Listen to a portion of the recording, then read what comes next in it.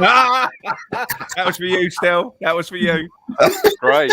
Thanks for that. Highlight of my day. Right, I'll tell you what.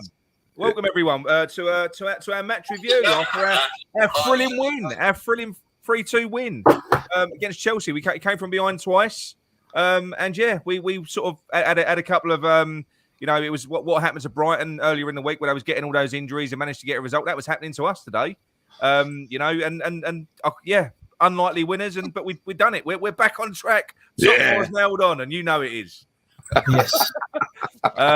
John, you look amazing, mate. I just thought I'd I know. I thought I'm not too overdressed, am I? I don't know if I've. It's perfect. It's hang on. Anyone would think we'd won or something, John. We've won a cup. We've won a cup, haven't we? What we done? No, it was amazing, wasn't it? I mean, I couldn't get to the game because my boy had a game, but I watched it in the Power League bar, whatever you want to call it, and even in there, the atmosphere was good. There's only about 10 West Ham in there, but it was actually quite a good atmosphere. But yeah, I mean, I wish I would have been over there, but atmosphere would have been electric, wouldn't it? But, unbelievable. Yeah. I mean, Estelle, you got over there, didn't you, today? Yeah, I was there, mate, and I got there late. Because I had my jab the other day, and I didn't think I was even going to make it. I felt like shit, but I got there about 10 minutes into the game, and I was being sent messages saying, "Where are you? We're playing well." So I missed the first 10 minutes, and apparently we had about 2 chances, didn't we? Yeah. We did. 10 minutes. Yeah, we did. But I mean, I didn't see your review, Stel. What was your? Because we kind of said on the review last night, on the preview, sorry, that we thought that we were going to match them up and change our formation similar to what we did against Man City, which is what we saw. Did you think that we were going to do the same? I thought there was one player. When I predicted my lineup, I got one wrong. I thought Dawson would have been dropped, and I thought we thought the same. Yeah, and when I saw it as a 3 at the back or 5 at the back or whatever, it was 5. Wasn't it? It was 5 at the back. Yeah. I kind of went, we're giving them a lot of, we're sort of like we kind of felt like we were going to invite them on, but then I saw their lineup and they line up the same. They line up like a 3-4-3, don't they? Yeah, more or less, or something like that, or a 3-5-2 or whatever. And I thought, all right, then we're matching them up. But it made me a little bit nervous. I just thought we were going to give them too much respect, and kind of in the first half, they had a lot of the ball, and I got worried. I thought we're going to get. We could be. This could either be an even match or it's going to be a drubbing. It was either going to be. It was never going to be sort of like West Ham were going to be on top all the time. Do you know what I mean? No. But at the same time, I think the way that he set up there, I think we had to match them up. Personally, I think that we did. Just to save sort of being outnumbered. I mean, especially sort of out in the wings. You had sort of Diop helping Johnson, and it was. I think it worked quite well because they were overloading us and they did have a lot of the ball. But unlike against Brighton were having more joy penetrating us. Chelsea weren't really. And like I say, both of their goals. I mean, we'll talk about the first one that went in, which, as far as it weren't against a run of play, but I couldn't see him scoring. It felt I felt quite safe. And it was a defensive error, wasn't it? It was a defensive error. Now everyone's been pointing to Antonio for that. I think Dawson was just as culpable because he misread the flight of that ball and he vacated that area that Thiago Silva ran into. That was my take on it. What did you think, Gal? To me, I mean, look, I was there as well. I was in the Bobby Moore lower. I fucking loved it today. Oh, I loved it. Yeah. Mate, are you there as well? That's where I am. Yeah. Oh, where are you? I'm on 155 right over in the corner. What? So as you look at the stand in the left-hand corner? Yeah, as you're looking at the stand. So if you're looking at the stadium, if you're looking at the pitch, to the over right on the far left, far right. So you're near me then, because I'm 3/4 of the way across that way. Okay. Oh, right. Well, we'll have to say hello one day. You can buy me a beer. I'll buy you a beer anytime. Still. No, I didn't know that. It's good. It's good in there. It's a good atmosphere. It's my first year back in the Bobby Moore lower because I had my tickets in the Bobby Moore lower, the old one, for the whole time it was there, right? Yeah. At the same seats. And by pure fluke of the pandemic, we managed to move down and get very similar seats to what we used to have in the old Bobby Moore lower. This season, I was in the upper tier. I was in no man's land before, and I'm standing with my cousin and my uncle's just there and all that sort of stuff. My son Ross comes with me, and it's fantastic. It's like going back in time. Got to be honest, me and my cousin Paul, we've watched football together for 30 odd years. It's only been the last couple of years we haven't done it, right? So this season has just been so special. And that, going back to the question about the goal, I thought it was Antonio's fault, to be honest. I thought he didn't pick up his man. He let Thiago Silva go free. I realised there was space there. There shouldn't have been space there, though, because Antonio lost his man. Simple as that. And I thought Antonio had a really, really, really, really poor first half. He did. But I mean, we'll get into the second half. We will. But I think I kind of understand why Antonio and Bowen was. Look, everyone's agreeing, but Bowen was man of the match. He was. But he wasn't as good in the first half. None of them was really. And Antonio and Bowen, like I say, we'll get into the second half, and I'll explain why I think that it all changed. I don't know what happened to Antonio, because he looked like he was on speed when he came out, didn't he? All of a sudden, yeah, man possessed. I know. But before they scored, we did have a few chances, didn't we? Yeah. You know, I mean, it was sort of half chances, I suppose. You had that moment where Antonio sort of peeled away to the left and he floated that ball into Souček. You probably missed that still if he was late at the game. Yeah, but it was quite a good opportunity. And then we had another one. We had a corner. And Dawson. There was a nod down. I forget who nodded the ball down to Dawson, but he had a bit of a clumsy strike as well. But again, that was another chance. So there were chances, and I felt quite comfortable. And I weren't, even though they had tons and tons of that ball, I weren't expecting them to score. So I felt really deflated. I've got to be honest. Because it didn't feel like they were playing particularly well, even though they had loads of the ball. They did have they had a lot of the ball, but they was quite wasteful with it. I felt. That's what I mean. That's what it didn't feel like they was playing particularly well. So I thought they were. They made me nervous, right? So early doors, I noticed that the three at the back system was obviously a bit foreign to Dawson and Soufal, because they got confused a few times and they were getting exposed. Sorry, my voice is a bit knackered. They were getting a little bit exposed, and Chelsea were getting a lot of possession, and they were getting in behind a fair bit. They weren't really doing much with it, but there were a few balls flashing across the box and stuff like that. It was making me a bit nervous, but a kind of part of me expected to see that. I expected a little bit of possession from Chelsea. It was a bit worrying in the first half how we weren't getting forward so much. Obviously, do you know they were a bit of a one-man team in that first half. Everything was going through Mason Mount. Yeah. Literally everything. I was looking to him for everything. And I know they're not on one-man team. I'm not saying they are, but he was involved in everything positive that they were doing. He's a good player. We should lean on Deck's relationship with Mason, I think. Get him to West Ham. Get him to come over here. Yeah, he's a good player. He plays out on the left, doesn't he? Takes Arthur's place, I think. Oh, he's starting already. Oh my god! If he in first, but if he plays out on the left for Chelsea, he might as well play him on the right. Just so you know. just so that he can keep Arthur in the team. That's fair enough. I know that we're going to come to it. And talk about the incidents and everything else, right? But Mason Mount was apparently getting called a shit Declan Rice by some of the fans. And then he scores an absolutely cracking goal. He scores an absolute cracker, and then he guns and gives it the giving a little bit back to the fans, right? Yeah. Which I thought was a little bit Jamie. I thought it was a little bit Jamie Vardy of him to do that. I thought it was a bit shit, but then I don't mind players giving some back. I've got to be honest. If they're getting stick from fans, then I've got no issue. Yeah. If you give it, you got to take it, Gal, a little bit. Yeah. Absolutely. Fans alike. I didn't know he was getting it, John. I didn't know he was getting it. I only heard afterwards he was getting it, so I thought he was a little bit stroppy to do that. But there you go. It is what it is. So look, obviously, as we've just spoken about, we conceded that goal in 28 minutes, and then we got back into the game. There was a bit of a clusterfuck in the Chelsea defence, wasn't there? You had a bit of a soft back pass from, was it Jorginho? And then Mendy, rather than just clearing the ball, which he had the opportunity to do. Thought he was being clever. He tried to he thought he was Adrian for a minute, didn't he? And he tried to. There's only one Adrian. I thought he was Adrian. And Bowen was brilliant. He was on him when he like a flash. Mendy turned slower than you do, Nick. I know. but like I say, I was quite relieved. I've never felt as comfortable with a penalty taker as I felt with Manuel Lanzini. I really felt comfortable when he stepped up, didn't you? And what a penalty that was!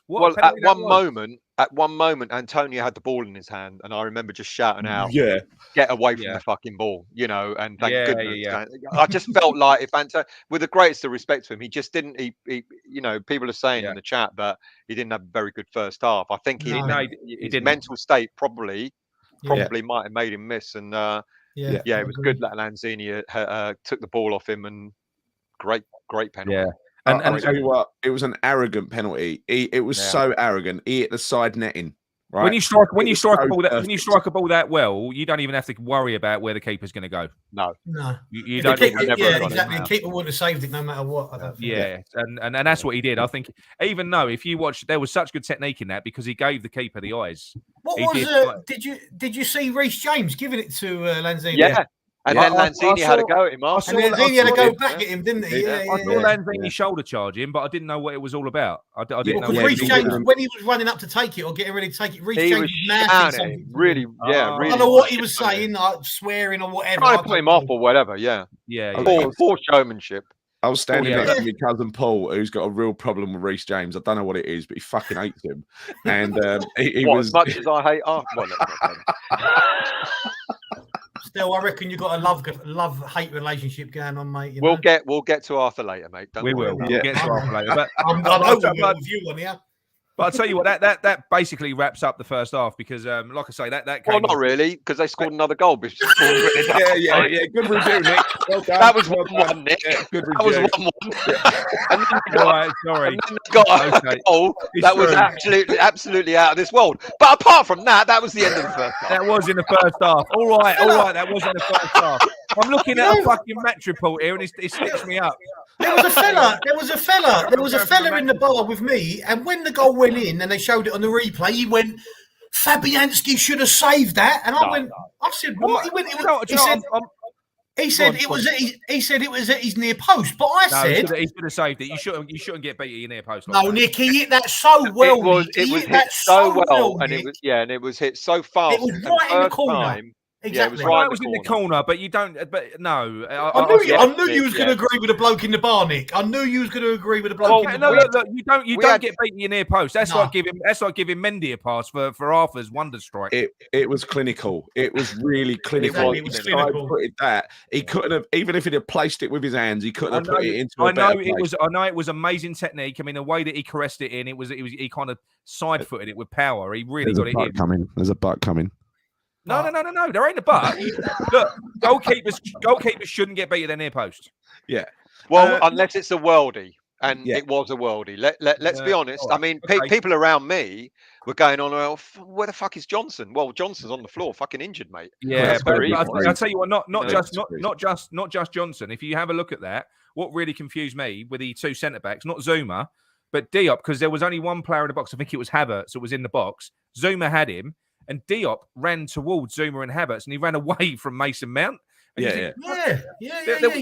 him. I think that's because he thought. He thought Johnson. Johnson. Maybe. If you rewind that goal, because at the game I couldn't rewind it because I was at the game, right? But if you rewind it like I did afterwards, what actually happened for that goal is Ben Johnson pulled his hamstring in the earlier tackle, and Mason Mount. And the only reason Mason Mount was running free, Johnson was trying to catch him, but he was holding the back of his leg. He couldn't catch him. So I'll tell you what, that's a bigger worry than anything. We've got potentially another player injured out of this game. And another defender. Two players injured. You've got Zuma as well. Well, Gaza, see, this is the point. Was it bad marking? You can't blame Johnson if he's pulled his hammy. There's no way he could have got back. That's right. And in a way, Diop, looking out for players in the middle of the box, he was doing his job as a centre back because he would. Zuma had. What I mean is Zuma had that man though. Zuma was on Havertz. All right. And that's what that's. But look, at the end of the day, it didn't matter as it turned out, and we kept on coming back. We showed great character. At the end of the day, what I'm saying is, both of their goals were avoidable. Is what I'm trying to say. Both of their goals. But they wasn't avoidable, Nick. How were they avoidable? How was they avoidable? John. Johnson's down injured and No, Fabianski's. John, I'm not having a go at what I'm discrediting their goals. Is what I'm trying to say. I think the first goal was avoidable. You're misunderstanding. You're misunderstanding me. I'm not moaning about anything now because what I'm trying to say is I'm discrediting Chelsea's goals. I'm saying can we just I don't play think that they deserve. I think we could have stopped them from scoring quite easy. Hang on, Nick. Can we just play that back? You're not moaning. Did you say something? Can we just play that? I don't know if you saw my post on your Facebook group earlier. I saw. Yeah. Good, I'm disappointed with the result. I was looking forward to the meltdown, mate. Fucking hell. I'll tell you what, Stel, honestly, ever since 11:30 when that team sheet came out and Ben Rama won on it, I've been skipping ever since. Honestly. Oh, don't start that again. Listen, right. Kent Hammers has got a point here because I loved the way Declan Rice dealt with Jorginho today. Yeah, he bullied him. He bullied him at the game, mate. He bullied him completely. The guy didn't know what to do. Yeah, he was amazing. Apart from for a split second, he must have thought he was wearing a Chelsea shirt when he passed that ball, and it fucking ended up going in the back of our net. Oh, are you going there? Are you going there? He's moaning there. Look, he's moaning. I am going there. I am. I wanted Declan to take the penalty. I wanted him to take the penalty. But still, how about Souček maybe making a little bit more of an effort to actually sort of recover that ball, challenge, and then maybe run back? He didn't even run back to try and chase the guy. Doesn't expect his partner to make such a schoolboy error, I guess. Yeah. So there you go. So hard. Yeah, so hard. You know, like Stephanie put there that we shouldn't give the opposition too much possession, but we expected Chelsea to have more possession, didn't we? There's only so much you can do. There's only so much you can do. They've got players. Chelsea, City, and Liverpool. We expect to have least possession. Yeah, but John, I think the thing is when we I sort of said at the start about us lining up with a 5 at the back. It kind of gives them even more possession. Yes, they're going to have possession. Yeah. And when you line up with 5 at the back, you kind of almost inviting them onto you. And I think that's what we did in the first half. I don't know what changed. Because the setup in the second half looked the same. Yeah. But something sparked us in the second half too. We'll get into it. I know exactly what happened there, and I know why the front two turned into almost. It felt like Shearer and Sutton.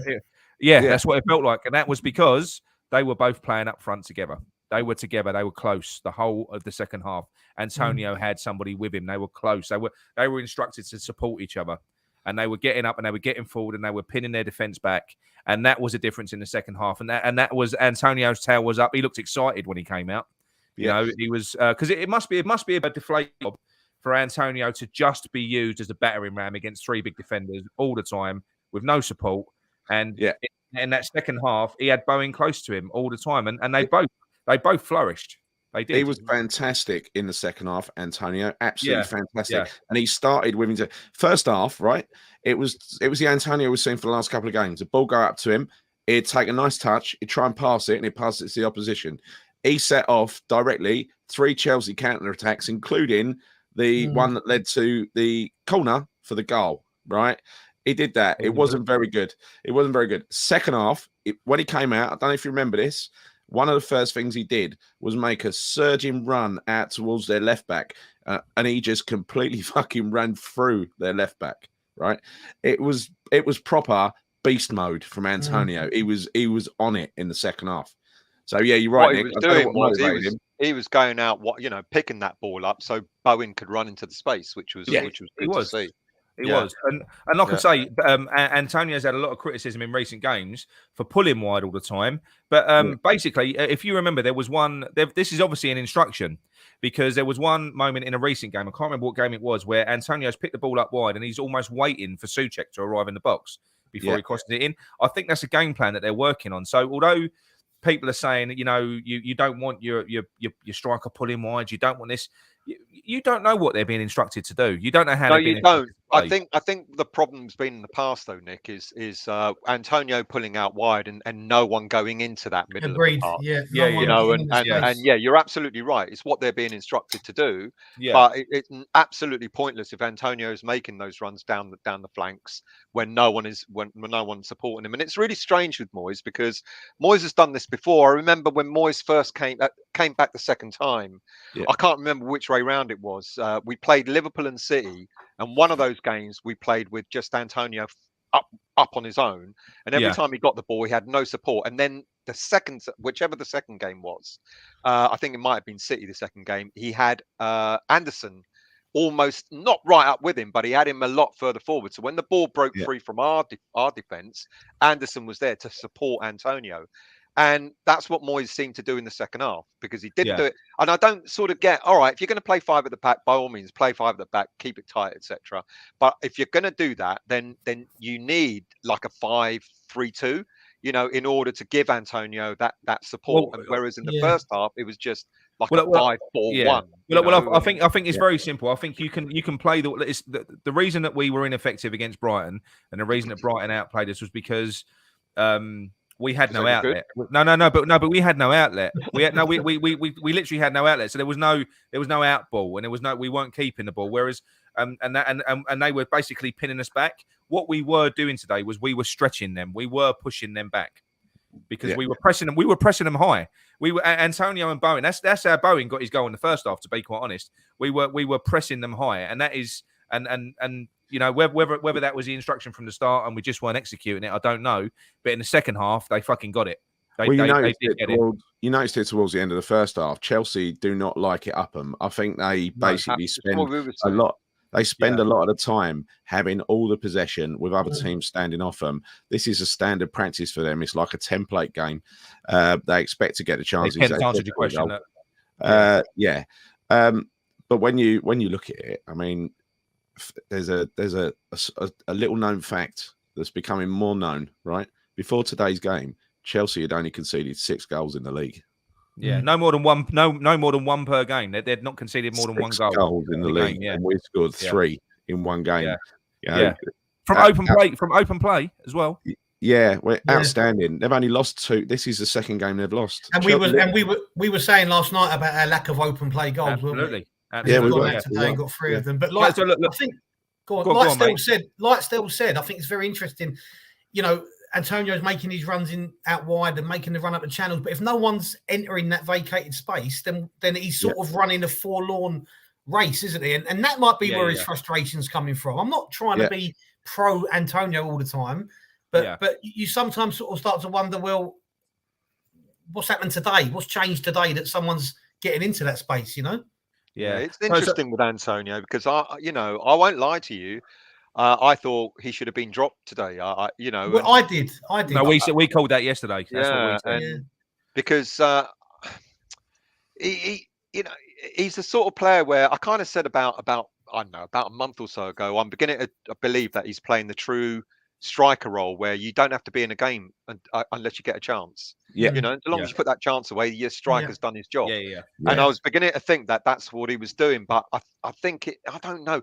He kind of he's a conundrum because he masks a lot of errors that he makes and a lot of you said something like in the first half. When he was getting the ball, it was just like the Antonio of maybe 3 years ago, where the minute it came to him, it just didn't stick to him. It was bouncing off him. He didn't have any control. He was backing off, and by the time he tried to turn, he'd lose the ball, etc. And it was like the first half with his performance was so frustrating, and I genuinely wouldn't have minded him being hauled off. I said the same thing. I said the same thing. Yeah. And the second half, like you said, I think it took him a bit longer. I don't think he was right at it. He made a few darting runs, absolutely. But I think he got going about 60 minutes in. And then all of a sudden, it's the Antonio of old, or the Antonio that we expect, rather than, he was making those runs. They were coming off. And maybe you're right. Maybe it is because more Bowen was supporting him a lot more.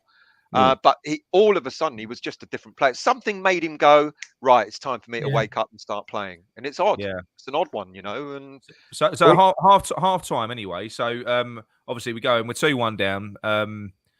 With a bit of a sucker punch at the end of the first half, wasn't it? But how did you feel at half time? So we nearly equalised. We nearly equalised just before half time. Remember?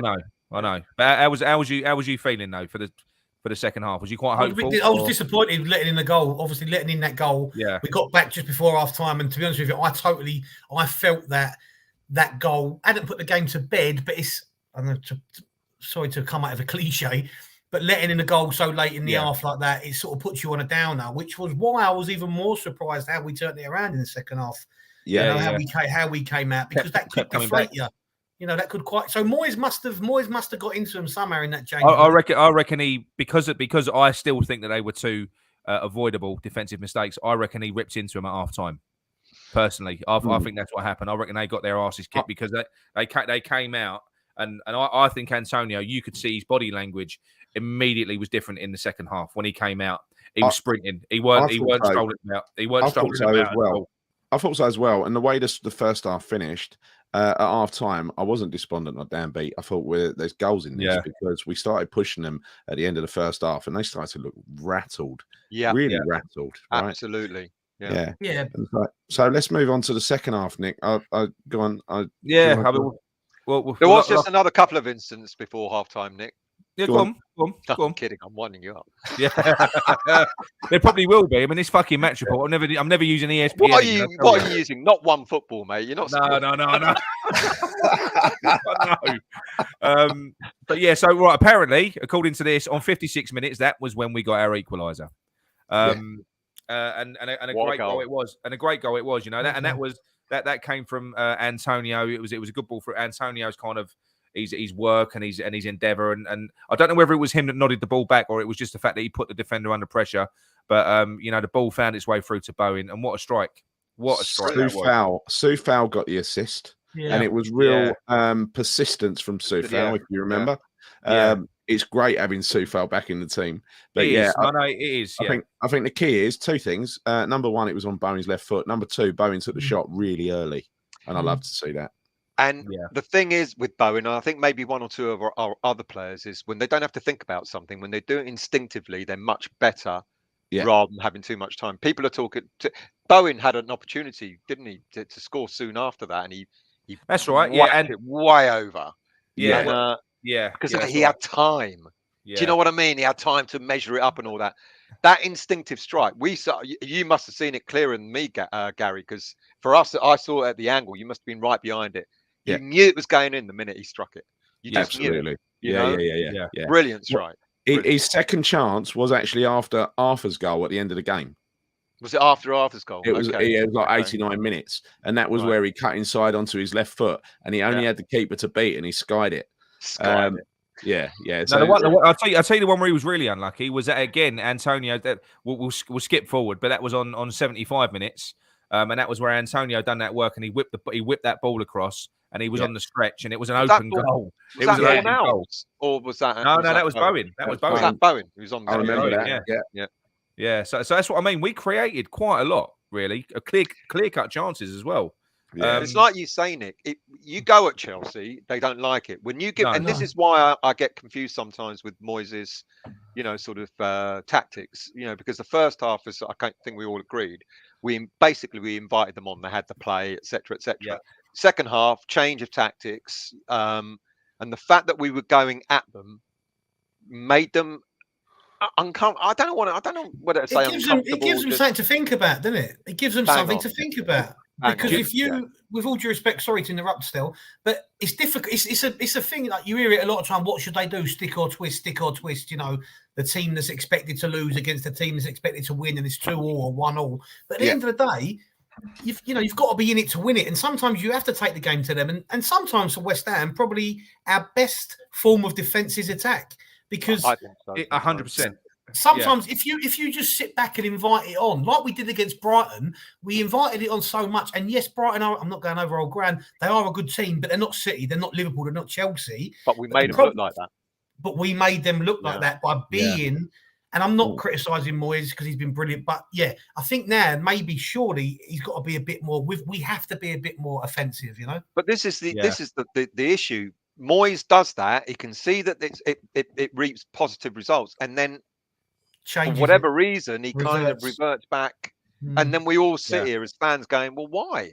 Why did he do that? Why did he do that?" But what I will say is he really shocked me in the second half because obviously we scored that goal, we brought it level on 56 minutes, and then the unthinkable happened.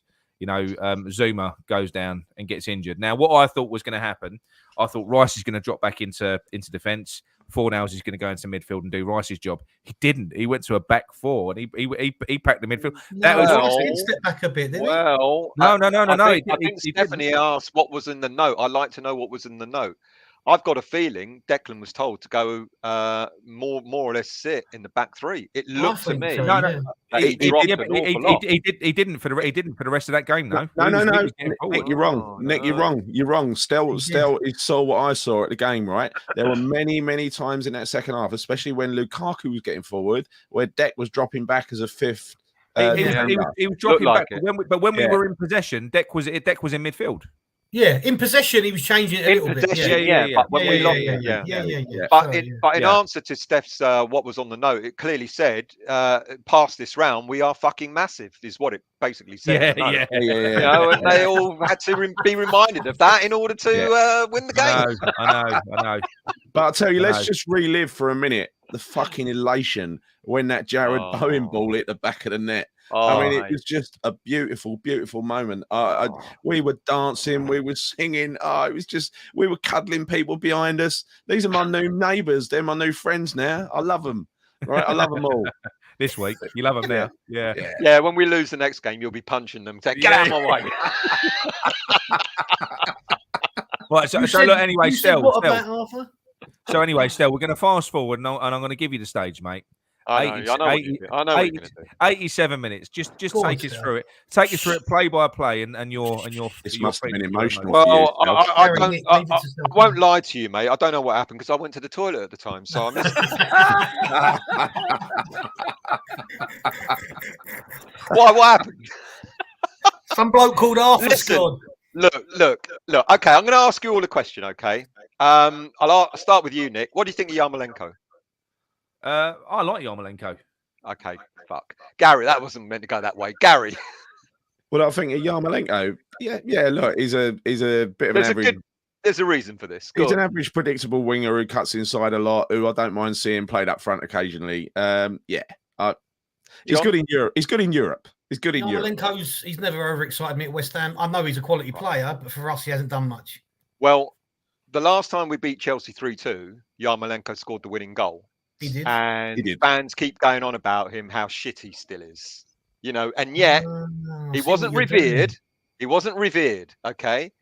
Masuaku scores the winning goal today. All of a sudden, he's a fucking West Ham fucking demigod. Now, you tell me how that works out. Now, Stel, come on. Are you honest? Are you not going to allow dislike for him still? Come on, mate.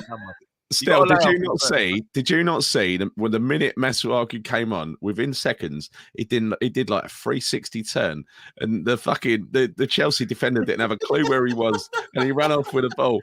Arthur didn't know where he was either. Exactly, Masuaku didn't have a clue where he was either, mate. That's the thing. Listen. Look. I'll tell you something. You know, when we score a goal, I don't care. I'll cheer it. I don't care who scores it. If it's the winning goal, even better. Doesn't make him, you know, for me, it doesn't turn the corner for me, in all honesty, because he's been with us for 5 seasons. But still, we need him at the moment, though, because Johnson's gone, and we don't know how bad the Cresswell is. Well, I've just got a text message saying Zuma doesn't look good. We don't know about Johnson, but Zuma doesn't look good. Yeah, which means that we are going to need him. But listen. In all fairness, look, let's get the goal into perspective. Yeah, he was standing there. No one was coming at him, and he thought, "Was it? Did he look up?" People say he looked up and saw he did. He did look up. No, he saw Mendy off his line. He bent it with the outside of his boot into the top corner. It was amazing. Gary, you were there, mate. What do you think? Well, Claire's saying Masuaku came on. Me and my daughter said, "Oh shit, you ain't on your own still." Thank you. And trust me, I said the same. I've got to say, when he came on and he was going to be playing as a defender, not as an attacking midfielder, that was worrying. I worried for us. Yeah. And there were 2 or 3 times in that second half where, because you know what happens with Masuaku, when he's playing as a normal defender and he can sit back in position, he's actually all right. The problem is when he goes forward, he forgets to come back. He gets caught out. He gets caught out over and over again. So, as an attacking wing back, usually with Cresswell inside covering him, he's sort of all right. Works, and he gave us something that Johnson didn't give us. He gave us forward play, forward momentum, and I really enjoyed it. Now, do I think he meant the goal? Now, if you listen to he didn't mean it. He tweeted off. He tweeted off. Tweet. He said, he basically said, you know, they said, "Did you mean it?" And he said, "Well, your guess is as good as mine." There you go. That answers it all. That answers it all. It was like a cross, and I just think it came off his boot just the wrong way. He did not mean it, and it was a beautiful strike, though. It was a beautiful strike. Well, of course, it's a beautiful strike. Yeah, sometimes when you mishit a ball and it goes in, it's brilliant. But listen, we won the game from it. Absolutely fantastic. Exactly. 87th minute. Yeah. It really doesn't matter whether. Do you know something? It doesn't matter whether it was a fluke or not. With the chances that we created, you make your luck, and I think we deserved it. I think we created some. Like I say, I think the second. Sorry, mate. Second half. Go on, mate. I think the second half performance. If we'd played as badly as we did the first half and we won, I would have gone. Yeah. Are we back? Oh, yeah, you're back. Just cut out for a second. If we had the second half performance as we did in the first half and we won, I would have gone, all right, we'll take the points, but I'm still concerned about our performance. The performance in the second half made it even sweeter, and it's the performance is as important sometimes as the result. And I think you take it to Chelsea. I think we've seen that in other games, haven't we, where other teams have gone at them and they don't like it. When you allow them all the space, they're going to play well. Listen, I'm quite excited by this, and I'll tell you why. Because I think when we are at our defensive best, I think Moyes is happy to just soak up pressure. I think he is. But with those two goals that we conceded, and obviously against Brighton as well, it's clear that we are not as strong defensively as what we normally are. So that is why I think what we said in our case at the moment, our best form of defense is probably going to be attack. Now, especially now Zuma is out. Now what that means is you've got to stretch the opposition and get them as far away from your fucking goal as possible. So hopefully what we've got coming up is some positive tactics and he's going to kind of he'll take the game to a couple of times. Once again, right? Let's just relive that moment. That was right in front of me in the Bobby Moore lower, right? Where that ball went in the goal and we were fucking laughing at each other. Oh, it was hilarious. It was brilliant when that ball went in.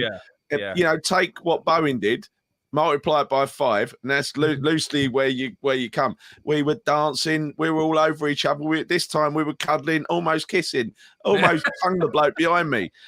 Absolutely fucking amazing. We were... listen, you don't get many moments like that in football. That will be, whether he meant it or not, and we know he didn't, that'll be one of the best sort of goals I'll remember. Is it in a way? Is it better the fact that it was a complete fluke and we've robbed them in that sense? I don't give a fuck that it was a complete fluke. It's better.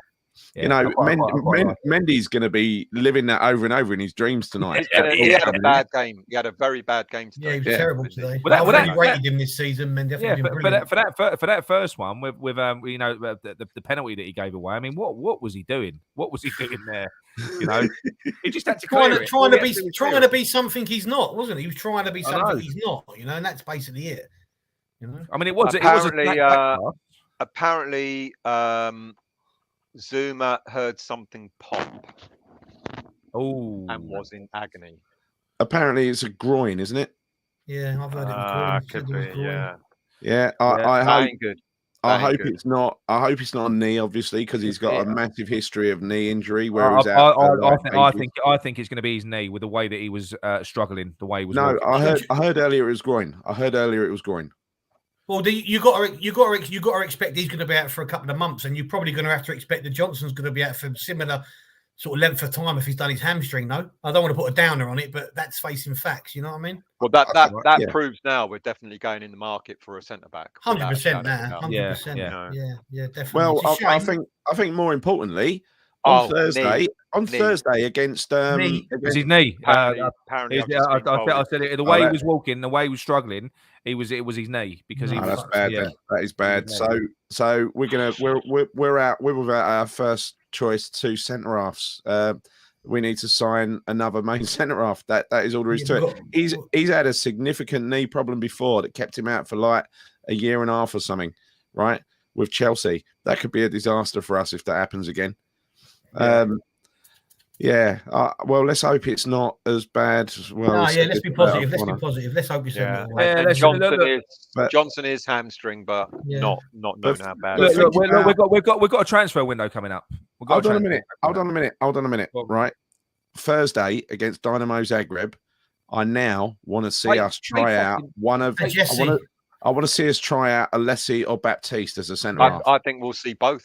I don't want to see. And Gary, you play no first team players in that game. We don't need to play any first team players. Don't.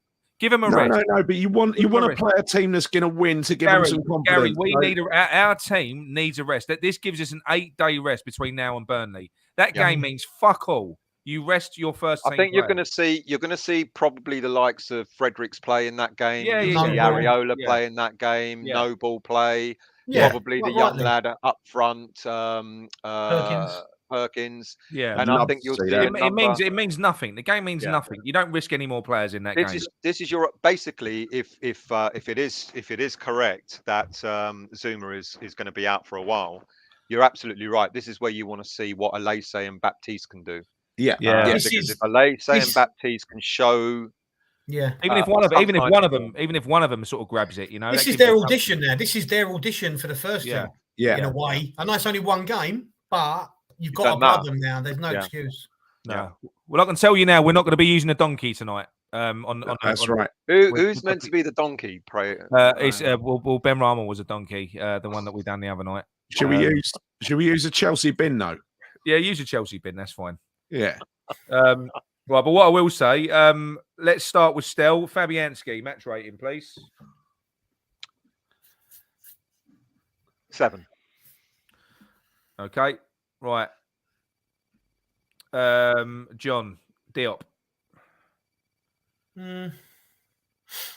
Yeah, 7, probably 7. He did well, but he was a bit over the gaff at times. But 7, I'll give him a 7. You're kind. Zuma, Gary. Well, I thought he was magnificent today until he went off. I'll give him an 8. Well, it was a good challenge that got him injured. It was amazing. That was an amazing challenge. He ended up getting it back to Fabianski. Yeah, Gary, don't you think? Wasn't that on the challenge on Mount when Mount went off right at the end of the first half? Is that what it was? Was it? I think was it that one? It looked like. I thought it was the one where he slid in. No, it was the one on Lukaku. It was the one where he was it on Lukaku? Yeah. Right. Okay. Yeah. Well, it might not be. He slid into. It was a really good fucking challenge. It was a really good challenge. I'm going to go 6 on Dawson. I don't feel like he had his best game. Like I say, there was a couple of instances in that first half where Havertz had a chance. He was late to react. So not a terrible game, but he ain't a 7. A high 6. Yeah. So Stel Sufal. 8. Can't argue with that. Johnson before we went off. Gary. Hold on, just a comment here from Rob. Yes, I've seen that goal. That was an amazing goal. Amazing goal. I'll tell you, people keep saying it. The under-23s, they were almost relegated from Premier League 2 last season, and they stayed in that league. And in the very last game, I think they drew with Arsenal to keep them there, and they're top of Premier League 2 right now. Wow, that's amazing. They're brilliant. Amazing. They're doing absolutely brilliant. Yeah, that's brilliant. I'll tell you what we will do actually. While we're on this, I'll put the donkey in the Chelsea goal. We'll make use of him. There you go. That's for Mendy. Brilliant. Right. Okay. So Gary Johnson before he went off. I'll give him a 7. Okay. Stel Declan Rice. Yeah, I'd score him low for giving that, that Chelsea pass to them. It was only one mistake though, wasn't it? Yeah, but it was a tragic mistake. All right, 7. He was all right today. Would you have gone lower than 7 for Rice today?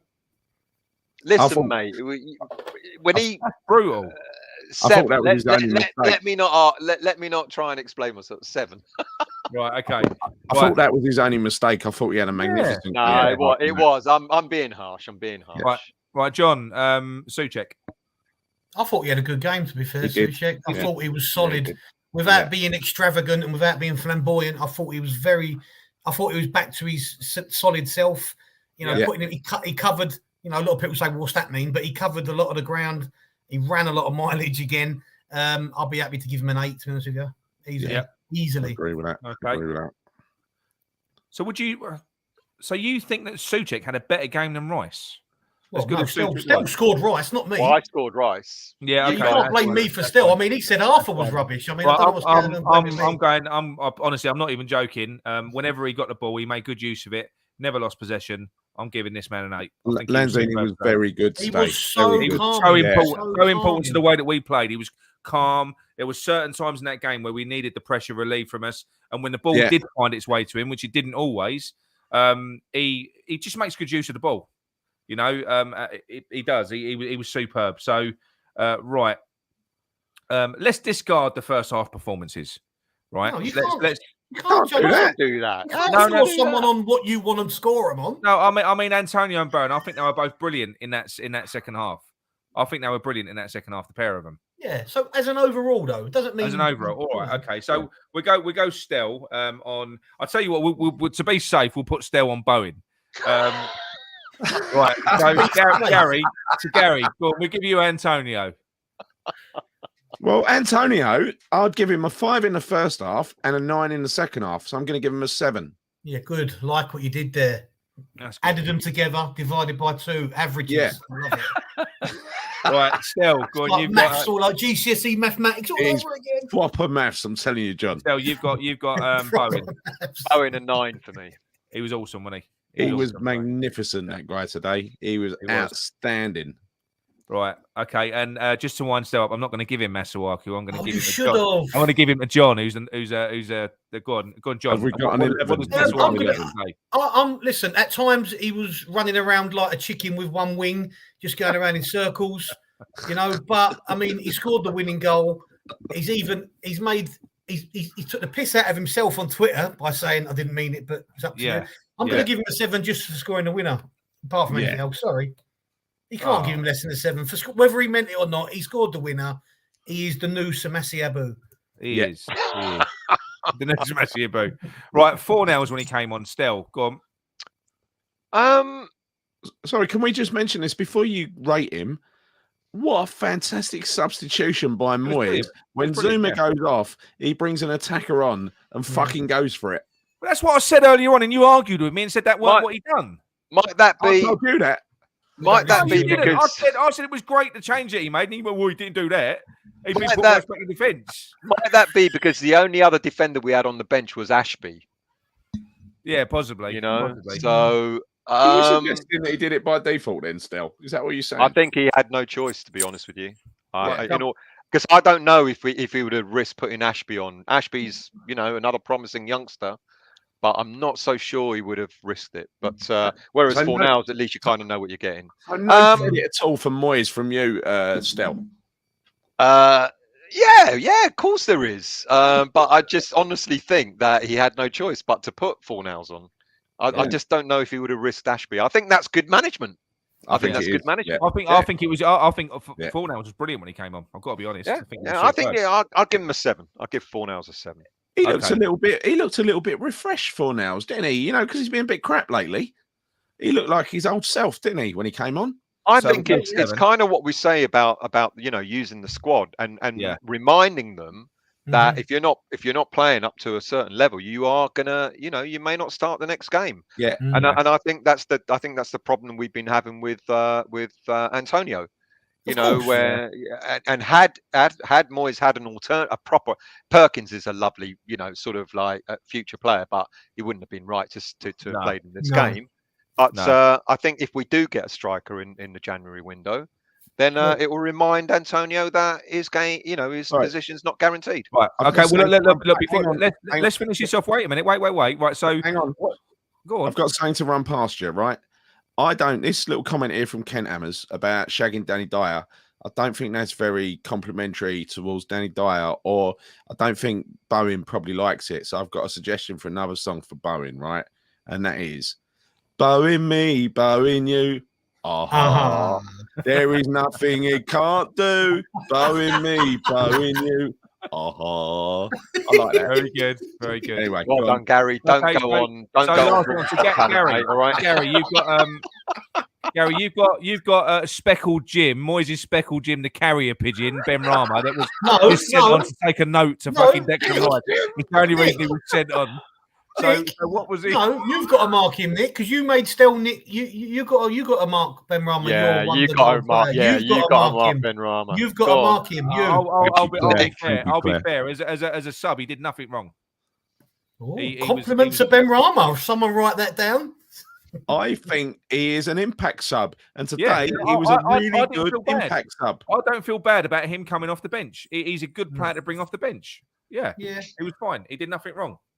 He was, and do you know what he did?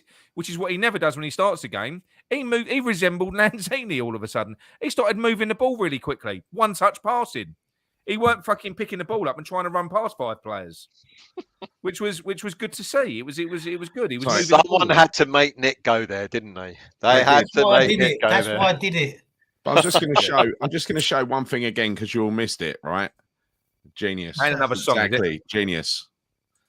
What is? Who's she talking about? Us ladies don't like the Bowen song either. Exactly. So I'm trying to do something that's a little bit more respectful, a little bit more fun, you know. I know, but maybe a different singing voice. So I think it might give it a little bit more. Right. So I'll probably stop the screen. Fuck you, Nick. Okay, so final thoughts on the game. Gary, final thoughts on the game. Well, I'm fucking buzzing still. I mean, you know, the Chelsea bin is up in full flight up the top right-hand corner there. It's where they belong, back in their bin. We scored 3 goals against a team that's only let in 6 all season. We are, listen, I won't sing that massive song anymore. I told Paul today, I'm not singing that massive song until it gets to the end of the game and we've won. So that's the only time I sung it at the end. So, yeah, I tell you, I am absolutely elated, delighted. Brilliant second half. Fantastic performance. No night, Chelsea. No night. John?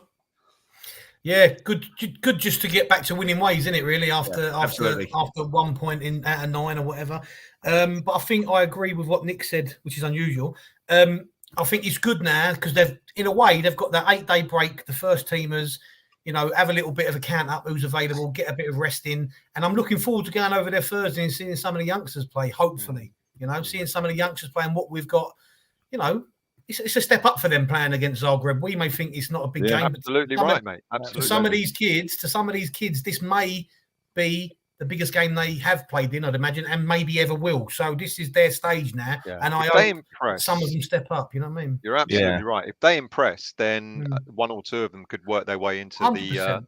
The first team squad. You're not going to start, but work their way into the first team squad because we've still got another 7 games left in December. What we done 2 already? You know, another 7 games left, or 6 afterwards. The Zagreb game. Still a lot of games before the transfer window opens, and we're going to need. You know, we've already got a thin squad as it is. If we have lost Zuma and we have lost, you know, Creswell may be back possibly by the Burnley game. But if we've lost Zuma and we've lost Johnson, we might need a youngster or 2. I think what you got to remember is the window opens January 1st, but as we know, most deals don't happen till very late in the month. Exactly. So realistically, it's 6-7 weeks away till we get players in. Might have to be prepared to see Declan play a little bit at the back, and maybe. You know, Crowell or Noble come in the middle. You know, might have to happen. Yeah. So Stel, this is your last chance to heap superlatives on Masuaku and your thoughts of the game. What leave him alone. Closing thoughts on the game. Go on. Like Gary said, being there, I'll tell you something. The atmosphere in the stadium this season is absolutely effing well superb. Yes, and if anyone says to us you can't get an atmosphere in there, you ought to go there and see what it's like. You know, and a lunchtime game when normally, you know, try and get fans to be screaming and shouting and singing and dancing the way they do because they haven't had a whole afternoon in the pub. You know, it was absolutely superb, and we've done it several times now. I always used to think, you know, going to the bowling, you know, evening games were always fantastic, but fuck me, having the atmosphere like we do in that place. Who says we can't get it there? And it was superb. Yeah. And the reason why is because we played like we did in the second half, and it was just brilliant. Yeah. And I think we gave them too much respect in the first half. We took it to them in the second half, and Arthur just scored a fluke, and that was that. So there you go. I'll tell you what, on that happy note, right? Chelsea were doing the old thing to us today and singing, "You're not West Ham anymore." Yeah. And then by the 95th minute, there were no Chelsea fans in the ground. They all left, didn't they? Yeah. They all left. Yeah. They all left. Yeah, my closing thoughts is not just on this game, but probably since the Liverpool game is, this is a return to the West Ham way, and do you know what? It's quite exciting, really, isn't it? I'd rather beat Liverpool and Chelsea and lose to Wolves. If you could move it around the other way around, I think it's been quite. Good. We can do that. That's the irony, Nick. That's the irony, because if we won the games we're expected to win and lose the games we're expected to lose. People will be going, it's a brilliant season. But because we didn't do so well against Brighton, it's evened itself out. It's evened itself out now. Absolutely, we're fourth. We've cancelled out the mistakes. We've got back to winning ways. We've earned the right to rest our first team in the next round of the Europa League. That gives us an 8-day break before we go away to Burnley. I know they're on form. But we can win there. We can do that, and then that sets us up. And then that sets us up for another London derby. And do you know what? We thrive on these games. So I'm not scared of Arsenal. I'm more scared of Burnley than I am Arsenal. To be quite honest, we'll be fine. True. I'll be going to Burnley next week. Can I just end this little session, this little stream, on a few words from Thomas Tuchel, who I thought was particularly brilliant after the game. I got a real soft spot for the guy. Unlike Jurgen Klopp, the bitter loser from the other week, this guy came out and he was so honest. And I know sometimes after you've beaten a Chelsea or a Liverpool, you're inclined to get a little bit emotional. And I did get a bit emotional. And I listened to this in the car and I was filling up, right? He said, in reference to when they nearly conceded after going 2-1 up, he said, "You cannot make these mistakes in a top 4 clash." How nice is that? That's respectful, though. That's very respectful. It is. Yeah, it is. I love him a little bit. He does look like the type of bloke that's got people locked in his basement, though. I will say that about him. Looks a bit like Mr. Burns as well, doesn't he? The Simpsons a little bit, but we still love him. Oh, yeah, we do.